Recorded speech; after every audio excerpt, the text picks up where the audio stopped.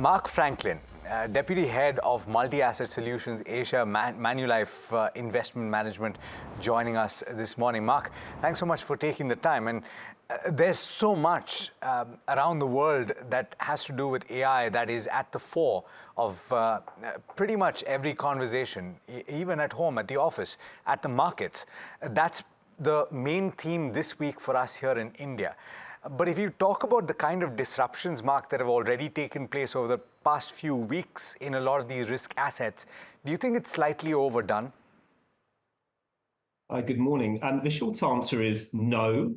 We're still working out the extent to which companies are able to leverage the productivity benefits that come from adoption of AI in a broad-based way versus those companies that have somewhat legacy business models and are unable to adapt in a meaningful fashion in order to offset potential mitigants on their current revenue base. So we're still going to be working through this dispersion between the winners and the losers as a result of a broadening out of the AI theme and how it's embraced by corporates around the world.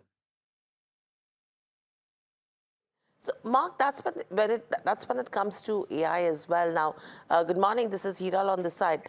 My question coming to you is, if you have to look at India, we're looking at a very different trade when it comes to AI. In fact, we have the India Global AI Summit, which is ongoing as well.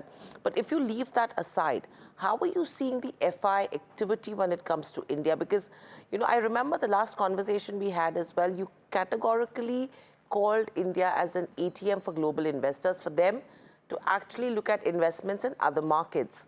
Now, currently, has that position changed when it comes to India? Do you think this is the time where they will come back to India as an investment destination?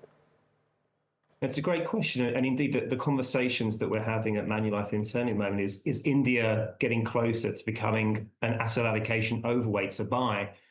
And we typically analyze markets and asset classes across 4 different pillars: technical, sentiment, fundamental, and macro.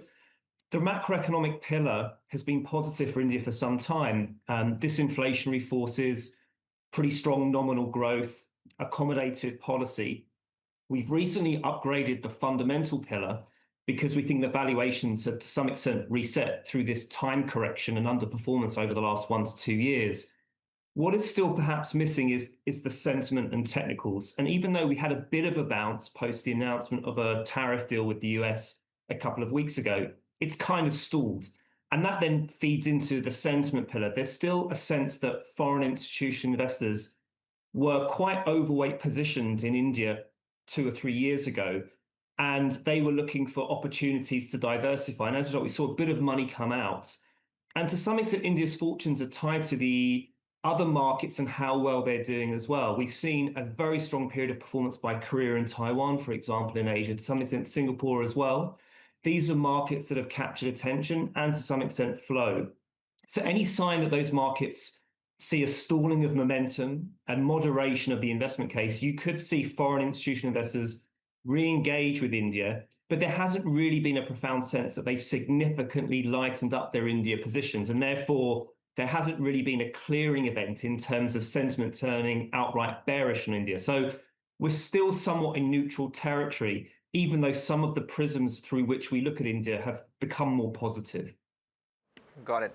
Marc, just one question. There was an overnight article from Goldman Sachs wherein they said that they have seen hedge fund activity going really overweight on Asia in the last fortnight across asset classes and across markets. We've seen some bit of activity in India as well. Where do you think the money is chasing? Is it still the AI-dominated trade markets like South Korea, Taiwan, and others, or is it now spreading out? Yeah, it's partially linked to the fact that US markets have somewhat treaded water at an index level in the last few weeks and months. Now, that being said, though, there's been some tremendous opportunities to make return via heightened dispersion, particularly a rotation from growth to value to cyclicality. But global investors that might have skewed their books more towards the NASDAQ-like large cap names had been looking to diversify away from that, but still stay wedded to their long-held views that growth, technology are the major and dominant investment themes to come. And so to answer your question, a lot of that flow that's come into Asia has been quite directed at markets such as Taiwan and Korea. To some extent, broad-based, top-down regional perspectives as well. But those are the markets that have really captured the imagination because they're seen as somewhat adjacent to the legacy positions that many of these investors have had in their books that have been dominated by the US in the last few years.